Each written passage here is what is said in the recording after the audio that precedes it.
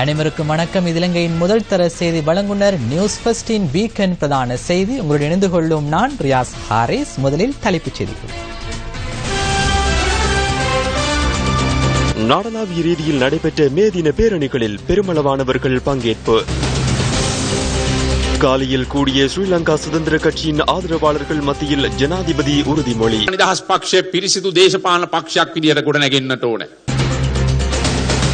ஊழலில் ஈடுபடுவோரை தேடும் போது அரசாங்கம் எதிர்நோக்கும் சவால்கள் தொடர்பில் பிரதமர் கருத்து. උදයන්ග වීරතුන්ගගේ කරවටේ අත දාන්න පුළුවන්. FCID එකට විරුද්ධයි. நிதியமைச்சரின் மே தின வாக்குறுதி. එනම් මේ දිනේට ඉස්සෙල්ලා මේ අවුරුදු ටික යන්න තියෙන තරයි යනවා කියන එක මේ අවස්ථාවේදී අපි මතක් කරන්න කැමතියි. நாட்டை வெல்லும் கரம் உலகை வெல்லும் நாளை எனும் தொனிப்பொருளில் ஸ்ரீலங்கா சுதந்திர கட்சி தலைமையிலான ஐக்கிய மக்கள் சுதந்திர கூட்டமைப்பு இன்று காலை சமரல மைதானத்தில் மேதின கூட்டத்தை நடாத்தியது. ஜனாதிபதி மைத்ரிபால சிறிசேன தலைமையில் இந்த கூட்டம் நடைபெற்றது. இந்த மக்கள் நாட்டின் பல்வேறு பகுதிகளில் இருந்தும் இந்த மேதின ஊர்வலத்துக்காக வந்திருக்கின்றார்கள். இந்த மக்கள் தற்போது சமரல விளையாட்டரங்கி நோக்கி சென்று கொண்டிருக்கின்றார்கள். நாட்டை உருவாக்கும் கை உலகை வெல்லும் நாளைய நாள் எனும் தொனிப்பொருளில் நடைபெற ஏற்பாடாக இருக்கும் மேதின கூட்டத்துக்காக இந்த மக்கள் வருகை தந்திருக்கின்றார்கள். நியூஸ் ஃபர்ஸ்ட் செய்திகளுக்காக காலி சமரல விளையாட்டரங்கின் மூன்றலில் இருந்து கிருஷ்ணி மணிபாலன்.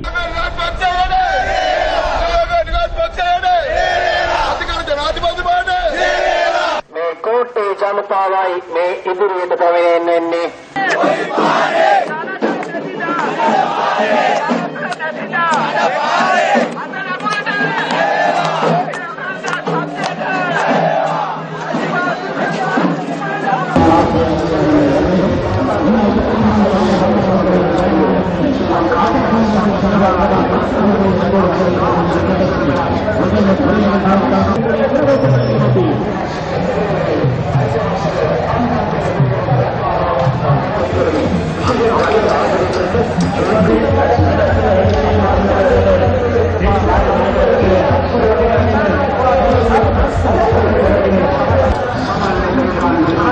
ஊர்வலமாக வந்தவர்கள் காலி சமரல மைதானத்தை அடைந்த பின்னர் ஜனாதிபதி மைத்ரிபால சிறிசேன தலைமையில் ஸ்ரீலங்கா சுதந்திர கட்சியின் மேதின கூட்டம் ஆரம்பமானது.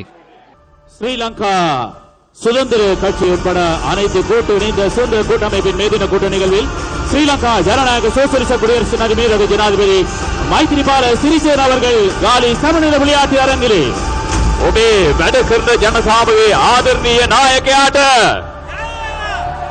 ශ්‍රී ලංකා නිදහස් පක්ෂයේ නායකයාට ජය වේවා. ශ්‍රී ලංකා නිදහස් පක්ෂයේ සභාපතිතුමාට ජය වේවා. ගරු ජනාධිපතිතුමන්ට ජය වේවා. වැඩ කරන ජන දිවයිනේ දීප ව්‍යාප්තව විවිධ ප්‍රදේශවල තිබෙන මැයි රැලි 49ක් තුල இன்று நாடளாவிய ரீதியில் 49 மேதின கூட்டங்கள் நடைபெறுகின்றன. இதில் அதிகளவிலான மக்கள் கலந்து கொண்டுள்ள மேதின கூட்டம் காலிலே இடம்பெறுவதாக போலீசார் தெரிவிக்கின்றனர். இந்த மேதின கூட்டம் மூலம் மக்களுக்கு வழங்கும் தகவல் என்ன? சிறந்த நாடொன்றை உருவாக்குவதற்கு அனைத்து மக்களதும் ஒத்துழைப்பு அவசியமாகும். அதன் காரணமாகவே 2016ஆம் ஆண்டு இந்த நாட்டின் அனைத்து அரசியல் தலைவர்கள், அனைத்து தொழிற்சங்க பிரதிநிதிகள் உள்ளிட்ட அனைவருக்கும் அழைப்பு விடுக்கின்றேன். கட்சியிடம் என்ற பேதமின்றி நான் கையை உயர்த்தி அழைப்பு விடுக்கின்றேன். நாட்டை கட்டி எழுப்புவதற்கு அனைவரும் ஒன்றிணையுங்கள். எதிர்காலத்தில் இந்த நாட்டில் ஆட்சிபீடம் ஏறுவதற்கு ஸ்ரீலங்கா சுதந்திர கட்சியை தூய கட்சியாக மாற்ற வேண்டும். கடந்த 2 முக்கிய தேர்தல்களிலும் ஸ்ரீலங்கா சுதந்திர கட்சி தோல்வியடைந்தது. எனவே ஸ்ரீலங்கா சுதந்திர கட்சியின் எதிர்கால வெற்றிக்கு இந்த மே தினம் அடித்தளமிட்டுள்ளது என்பதனை நான் கூற விரும்புகின்றேன். இவ்விடத்திலிருந்து நாம் மிகவும் வேகமாக இந்த கட்சியை பலப்படுத்திக் கொண்டு முன்னோக்கி செல்ல வேண்டும். ගොඩනගන්න සියලු දෙනා එකට එකතු වෙන්නයි කියලා හිතන්. සියලු දෙනා එකතු වෙන්නයි කියලා හිතන්. ශ්‍රී ලංකා නිදහස් පක්ෂය විදියට අපි කතා කරන විට ශ්‍රී ලංකා නිදහස් පක්ෂය ඉදිරි අනාගතයේදී මේ රටේ ආණ්ඩුවක් හදන්න ශ්‍රී ලංකා නිදහස් පක්ෂය පිරිසිදු දේශපාලන පක්ෂයක් විදියට ගොඩනගෙන්නට ඕනේ. ஐக்கிய தேசிய கட்சியின் மேதின ஊர்வலம் மாளிகாவத்தி PD சிறிசேன மைதானத்துக்கு அருகில் ஆரம்பமானது. பிரதமர் ரணில் விக்ரமசிங்க தலைமையில் கட்சியின் மேதின கூட்டம் நடைபெற்றது.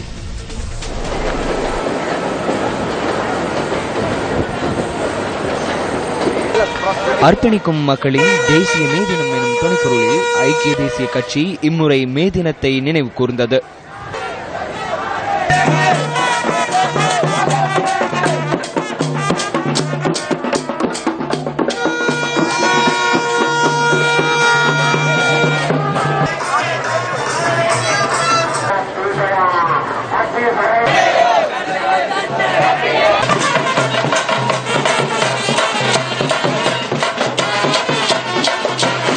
பொதுமக்கள், பாராளுமன்ற உறுப்பினர்கள் மற்றும் அமைச்சர்களின் பங்கு பெற்றுதலுடன் ஐக்கிய தேசிய கட்சியின் மே தின ஊர்வலம் ஆரம்பமானது. ஆமர் வீதி, பஞ்சுகாபத்தை, மருதானை, புஞ்சுபொரல்ல, பேஸ்லைன் வீதி ஊடாக ஊர்வலம் கேம்பல் மைதானத்தை அடைந்தது.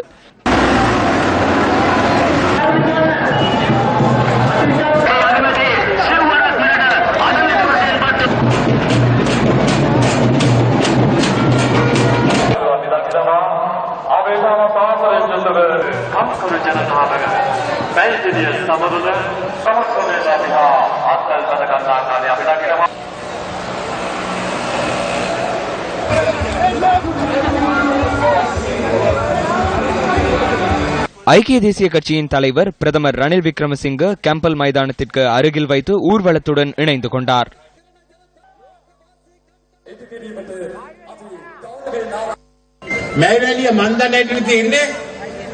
நான் அறிந்த வகையில் மேதின கூட்டம் உழைக்கும் மக்கள் சார்பாக இடம்பெறுகின்றது.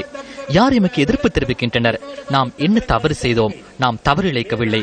சிறந்த விடயம் ஒன்றையே செய்தோம். ராஜபக்ச படையணியை ஒழிப்பதற்கு நாம் செயற்பட்டோம். தற்போது என்ன கூறுகின்றனர்? ஐக்கிய தேசிய கட்சிக்கு எதிரான மேதின கூட்டம் தொடர்பில் பேசுகின்றார்கள். ஜனநாயகம் வேண்டாம் என்று கூறுவோரே அது தொடர்பில் பேசுகின்றனர். எமது கட்சியில் வெவ்வேறு கருத்துக்களுக்கு இடம் உள்ளது. எனினும் கார்ட்போர்ட் துட்டுகைமுனுக்கு எமது கட்சியில் இடம் இல்லை என்பதனை நான் கூற விரும்புகின்றேன். எனவே FCIDக்கு அவர்கள் எதிர்ப்பு தெரிவிப்பது புதுமையான விடயமல்ல.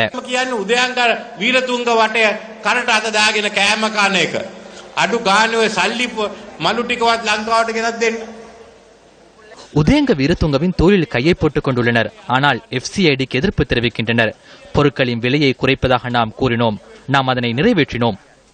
எண்ணெய் விலை குறையும் போது நாம் எண்ணெய் விலையை குறைத்தோம். மோசடிகளை நாம் ஒழிப்பதாக கூறினோம். அதற்கான செயற்பாடுகளை ஆரம்பித்துள்ளோம். கொடுத்துள்ள வாக்குகளை நாம் நிறைவேற்றுகின்றோம்.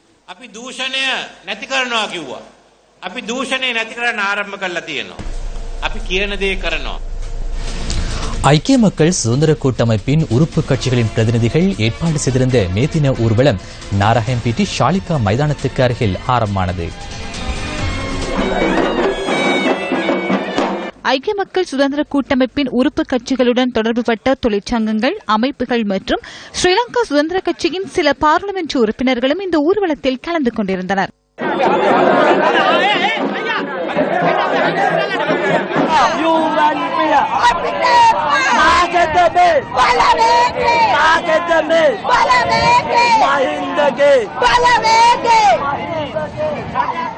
ஊர்வலம் பேஸ்லைன் வீதியூடாக கிர்லப்பனையை நெருங்கிய போது முன்னாள் அமைச்சர் பசில் ராஜபக்ச ஊர்வலத்தை பார்வையிடுவதற்காக பேஸ்லைன் வீதிக்கு வந்திருந்தமையை காண முடிந்தது.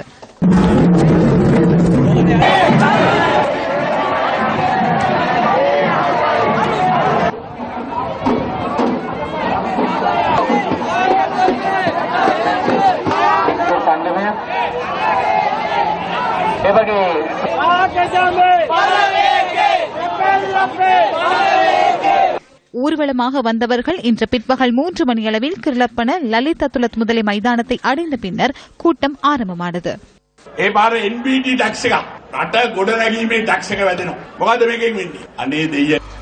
தற்போது தேச நிர்மாண வரி விதிக்கப்படுகிறது. இதனால் என்ன நடக்கப் போகிறது? கடவுளே, நாம் இளைஞர் யுவதிகளுக்கு வைஃபை வழங்குவதாக கூறினோம்.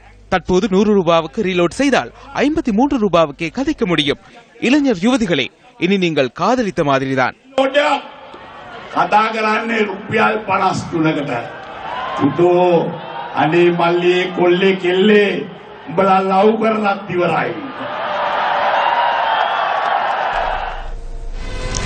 தமிழ் தேசிய கூட்டமைப்பு மற்றும் தமிழ் தேசிய மக்கள் முன்னணி ஆகியன வடக்கில் மேதின கூட்டங்களை நடத்தின. தமிழ் தேசிய கூட்டமைப்பின் பிரதான மேதின கூட்டம் யாழ் மருதனார் மடத்தில் நடைபெற்றது. யாழ் எணுவில் கந்தசாமி கோயிலில் ஆரம்பமாகிய மேதின ஊர்வலம் ராமநாதன் மகளிர் கல்லூரி மண்டபத்தை சென்றடைந்தது.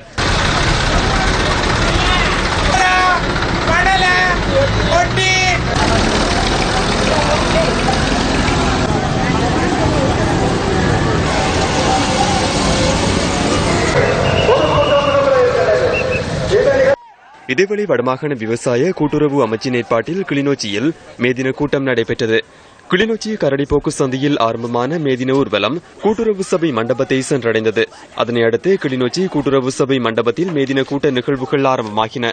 இந்த நிகழ்வில் பாராளுமன்ற உறுப்பினர்களான சார்ல்ஸ் நிர்மலநாதன், சிவசக்தி ஆனந்தன், வடமாகாண அமைச்சர்களான டி குருகுலராஜா, போ ஐங்கரநேசன், மாகாண சபை உறுப்பினர்கள் மற்றும் பொதுமக்கள் என பலர் கலந்து கொண்டனர். இதன்போது வடமாகாண முதலமைச்சர் சி வி விக்னேஸ்வரனின் உரையை வடமாகாண கல்வி அமைச்சர் டி குருகுலராஜா வாசித்தார். ஒரு கூட்டுறவு சங்கம் நட்டத்தில் இயங்குகிறது என்றால் அதன் நிர்வாகத்தில் எங்கோ ஒரு இடத்தில் அல்லது ஒன்றுக்கு மேற்பட்ட இடங்களில் பிழைகள் நடைபெறுகின்றன என்பதை நாம் ஏற்றுக்கொள்ள வேண்டும். இந்த நிலை தொடர முடியாது. எங்கோ ஒரு இடத்தில் இதனை இடநிறுத்தியே ஆக வேண்டும்.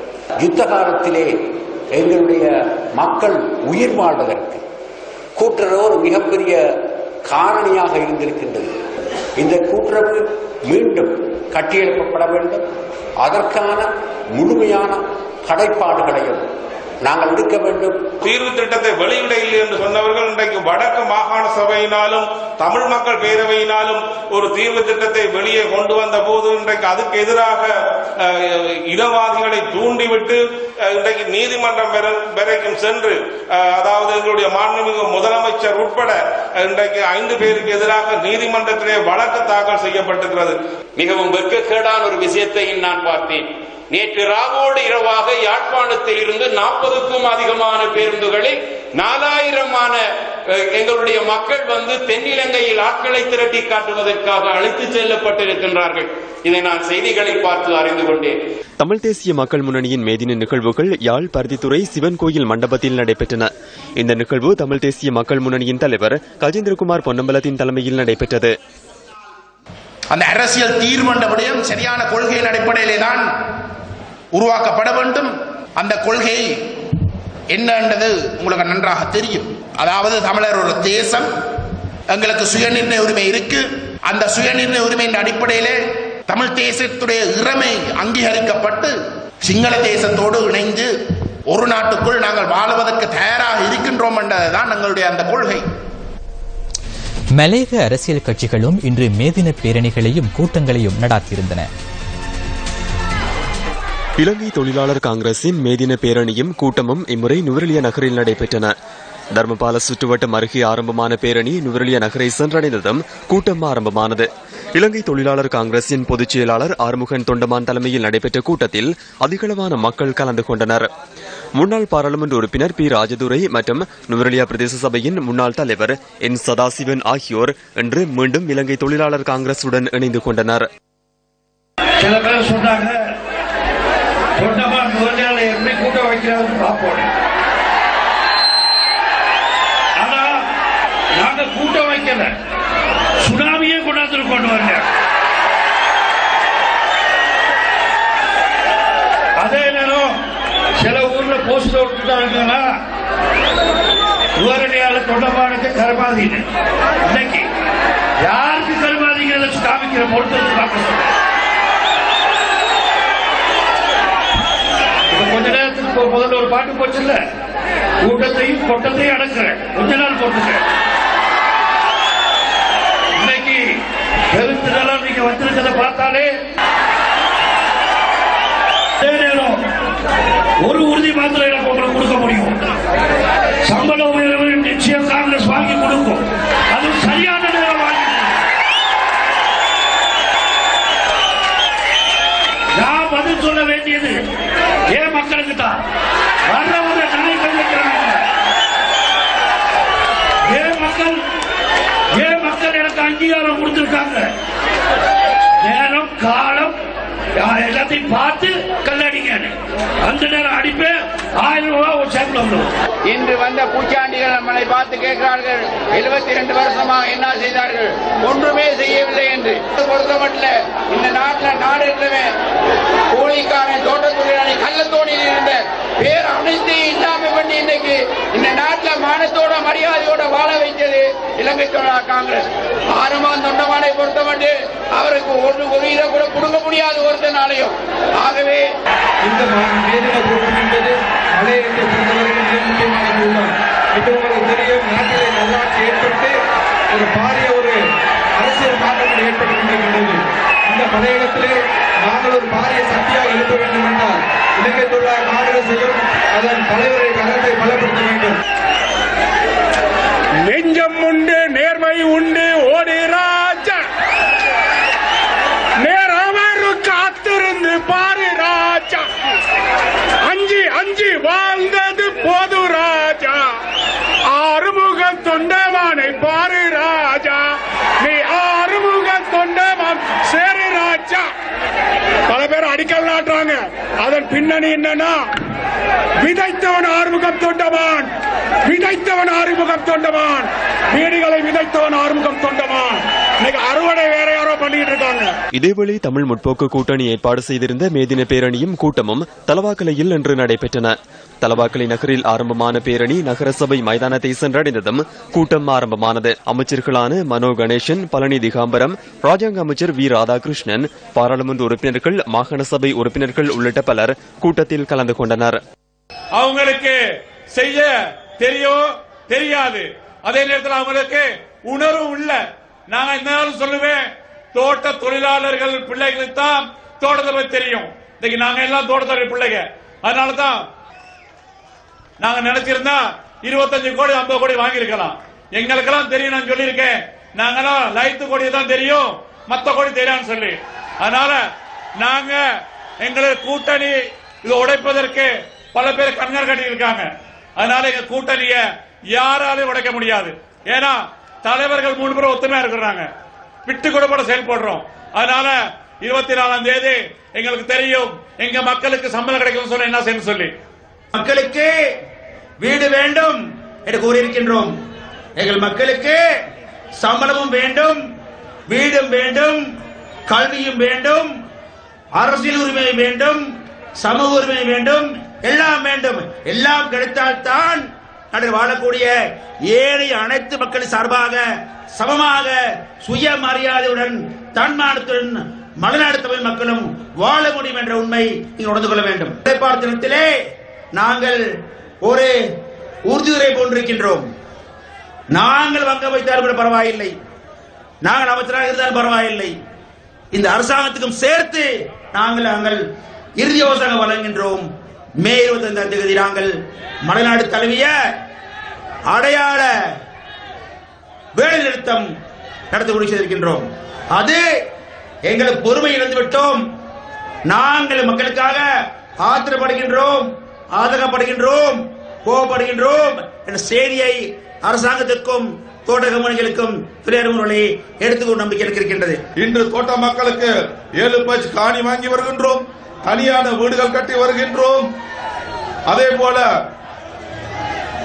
உங்களுக்கு பிரச்சனை இருந்தா அப்புறம் வந்து பேசுங்க. அங்க இருந்து சத்தப்படாதீங்க, அங்க இருந்து சத்தப்படாதீங்க. பிரச்சனை வந்தா இங்க இருந்து பேசுங்க.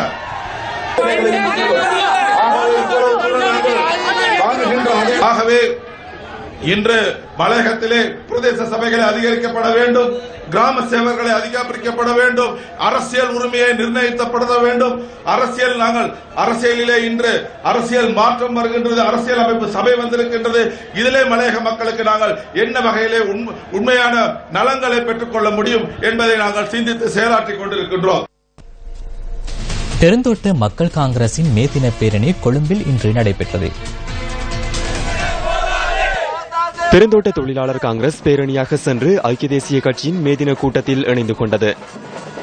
தொடர்ந்து எங்களுடைய மலைய மக்களுடைய உரிமைக்காகவும் சலுகைக்காகவும் பெருந்தோட்ட தொழிலாளர் காங்கிரஸ் எப்போதும் உறுதியாக இருக்கும் என்பதையும் இந்த சந்தர்ப்பத்திலே தெரிவித்துக் கொள்கின்றேன். எது எப்படி இருந்த போதும் கூட பெருந்தோட்ட மக்களுக்கு எப்போதாவது அநீதி ஏற்பட்டால் அது நல்ல முறையிலோ கெட்ட முறையிலோ நிச்சயமாக செய்து கொடுக்கப்படும். வடிவேல் சுரேஷ் அதற்கு உயிர் தியாகம் செய்வதற்கும் ஆயத்தமாக இருக்கின்றேன் என்பதை தெரிவித்துக் கொள்கின்றேன். சர்வதேச தொழிலாளர் தினமான இன்று நாட்டின் சில பகுதிகளில் கவனிருப்பு போராட்டங்கள் முன்னெடுக்கப்பட்டன. பெருந்தோட்ட தொழிலாளர்களின் சம்பள உயர்வு மற்றும் தொழிலாளர்களுக்கான சலுகைகளை பெற்றுக் கொடுக்குமாறு வலியுறுத்தி ஹேட்டன் மற்றும் திம்புள்ளை பகுதிகளில் இன்று கவனிருப்பு போராட்டங்கள் முன்னெடுக்கப்பட்டன.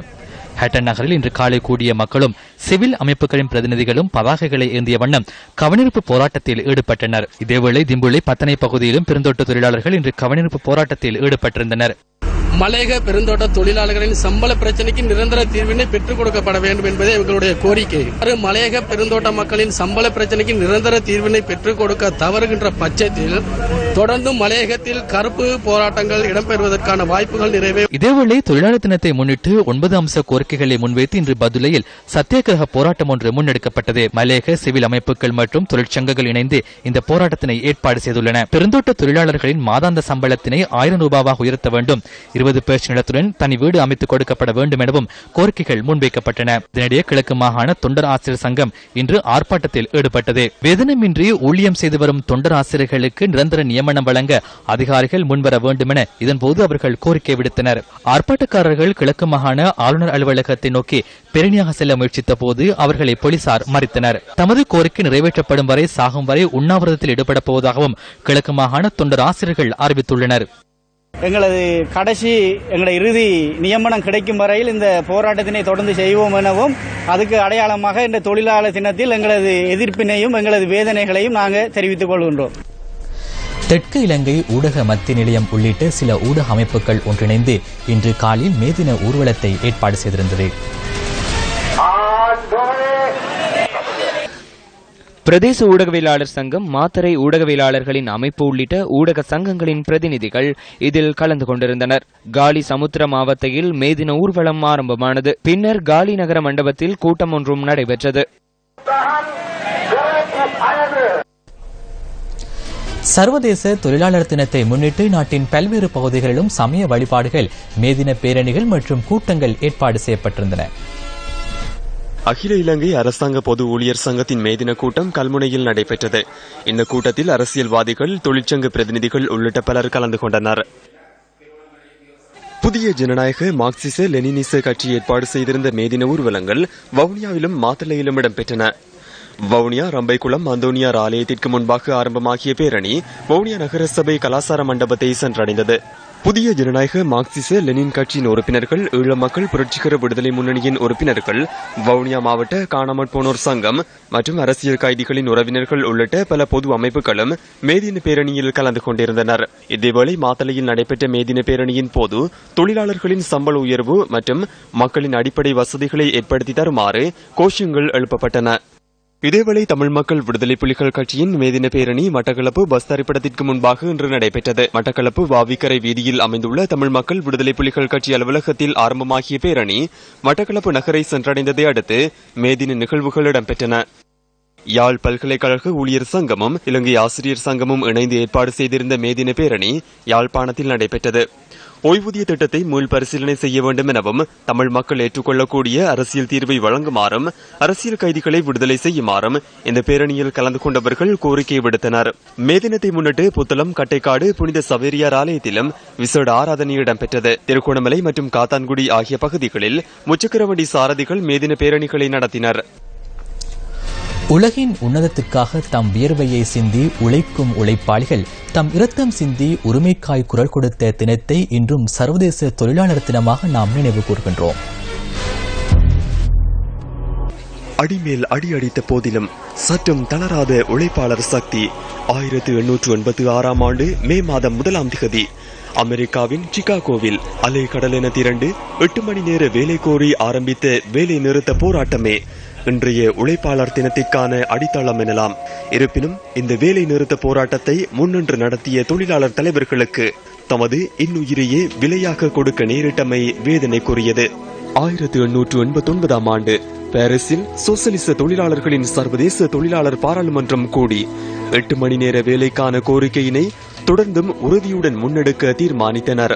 இதன் அடிப்படையில் தொழிலாளர்களின் உரிமைக்காய் குரல் கொடுப்பதற்கான தினமாக சர்வதேச தொழிலாளர் பாராளுமன்றம் மே 1ஆம் திகதியை தேர்ந்தெடுத்தது. இலங்கையில் முதலாவது மே தினம் 1927ஆம் ஆண்டு தொழிலாளர் கட்சியின் தலைவர் A.E. குணசிங்க தலைமையில் கொண்டாடப்பட்டது. மே தினமான இன்று இவரின் 125வது பிறந்த தின நிகழ்வுகள் புறக்கோட்டையில் அமைந்துள்ள உருவ சிலைக்கு முன்பாக இடம்பெற்றன. முன்னாள் அமைச்சர் D.P. இளங்கரத்னவினால் மே மாதம் 1ஆம் திகதி விடுமுறை தினமாக அறிவிக்கப்பட்டது. இன்று வரை சர்வதேச ரீதியில் உழைப்பாளிகளின் போராட்டம் தொடர்ந்து கொண்டே இருக்கின்றது என்பதே நிதர்சனம். பிரபல தொழிற்சங்கவாதியான டிபி இளங்கரத்னவை நினைவு கூறும் நிகழ்வு நவம் மாவட்டத்தில் உள்ள அன்னாரது உருவசிலைக்கு அருகில் இடம்பெற்றது. இந்த நிகழ்வில் முன்னாள் ஜனாதிபதி மஹிந்த ராஜபக்சவும் கலந்து கொண்டிருந்தார். செல்வந்த வகுப்பினருக்குள் மட்டுப்படுத்தப்பட்டிருந்த அரசியல் தலைமையை சாதாரண பொதுமக்கள் மத்தியில் உருவாக்கிய தலைவராக திகழ்ந்த மறைந்த முன்னாள் ஜனாதிபதி ரணசிங்க பிரேமதாசவின் 23வது நினைவு தினம் இன்றாகும். கொழும்பு புதுக்கடை பகுதியில் அமைந்துள்ள அமர ரணசிங்க பிரேமதாசவின் நினைவு தூபிக்கு அருகில் நினைவு தின நிகழ்வுகள் இன்று இடம்பெற்றன. தொழிலாளர் கட்சியினூடாக அரசியல் பாடத்தை ஆரம்பித்த ரணசிங்க பிரேமதாச கொழும்பு மாநகர சபைக்கு தெரிவாகி சில தினங்களில் பிரதி மேயர் பதவிக்கு தெரிவானார். அவர் 1965ஆம் ஆண்டு பாராளுமன்றத்திற்கு தெரிவு செய்யப்பட்டார். அன்று தொடக்கம் உள்ளூராட்சி மன்ற அமைச்சர், பிரதமர் மற்றும் நாட்டின் 2வது நிறைவேற்று அதிகாரம் கொண்ட ஜனாதிபதி போன்ற பதவிகளை வகித்தார். இந்த நாட்டின் குடியிருப்பு புரட்சிக்கு வித்திட்ட கம்முதாவ திட்டம், பாடசாலை மாணவர்களுக்கு சீருடை வழங்கும் திட்டம் மற்றும் 200 ஆடை தொழிற்சாலைகள் அமைக்கும் வேலை திட்டத்தினூடாக பல யுகங்களில் மறையாத சமூக சேவையில் ஈடுபட்ட முன்னாள் ஜனாதிபதி ரணசிங்க பிரேமதாச 1993ஆம் ஆண்டு மே தின பேரணியொன்றில் கொலை செய்யப்பட்டார். அன்னாரின் 23வது நினைவு தினம் இன்று முற்பகல் பிரேமதாச உருவச்சிலைக்கு அருகில் ஜனாதிபதி மைத்ரிபால சிறிசேன தலைமையில் நடைபெற்றது.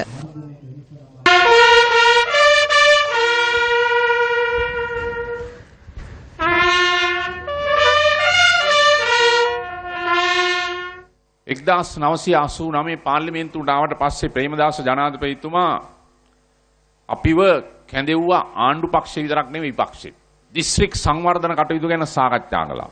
මට මතකයි ඒ කාලේ අනුරාධපුරේ 1989ஆம் ஆண்டு பாராளுமன்றத்திற்கு வந்ததன் பின்னர் ஆளும் கட்சியை மாத்திரமன்றி எதிர்க்கட்சியினரையும் அழைத்து அப்போதைய ஜனாதிபதி பிரேமதாச எம்முடன் கலந்துரையாடினார். இதன்போது மாவட்ட அபிவிருத்தி விடயங்கள் குறித்தும் எம்முடன் கலந்துரையாடியது எனக்கு இன்னும் நினைவிருக்கின்றது. தேமிய குருளேயில் நான் ஜனாதிபதி பிரேமதாசவிடம் ஒரு குளத்தின் வேலை நிறைவடைந்திருக்கின்றது என கூறினேன். அதனை நீங்கள் திறந்து வைக்க விரும்புகின்றீர்களா என கேட்டேன். அதற்கு அதிகமான மக்கள் கூட்டத்தை அழைக்க வேண்டுமா என நான் அவரிடம் கேட்டேன். அப்போது பிரேமதாச ஜனாதிபதி ஒரு விடயத்தை என்னிடம் கூறினார். அரசியல்வாதிகள் செய்யும் ஒரு தவறுதான் தாம் செய்யும் விடயம் குறித்து சரியாக மக்களிடம் செல்வதில்லை என குறிப்பிட்டார். தேமியோய குளத்திற்கு அருகிலுள்ள மரங்களில் இலைகள் இருக்குமாயின் அந்த ஒவ்வொரு இலையிலும் எழுதி வையுங்கள். இந்த குளத்தினுடைய பணிகளை நிறைவு செய்தது எங்களுடைய காலத்தில் அன்று. பிரதமர் அவர்களே, எமது அரசாங்கத்தில் நான் காணும் ஒரு பெரிய குறைபாடுதான் நாம் தீய விடயங்களை செய்வதில்லை, நல்ல விடயங்களை செய்கின்றோம். இருப்பினும் நமது குறைபாடு நாம் செய்கின்ற வேலை திட்டங்கள் குறித்து மக்களுக்கு தெளிவாக எடுத்து கூறாமையாகும். அதனால் நமது எதிர்த்தரப்பினர் நாம் செய்யாத விடயங்களை மாத்திரமே கதைக்கின்றனர். පළවෙනි වතාවට ගිහින් ජෙනීවා වලට ගිහින් කිව්වා එන්න ලංකාවට ඇඟිලි ගහන්න.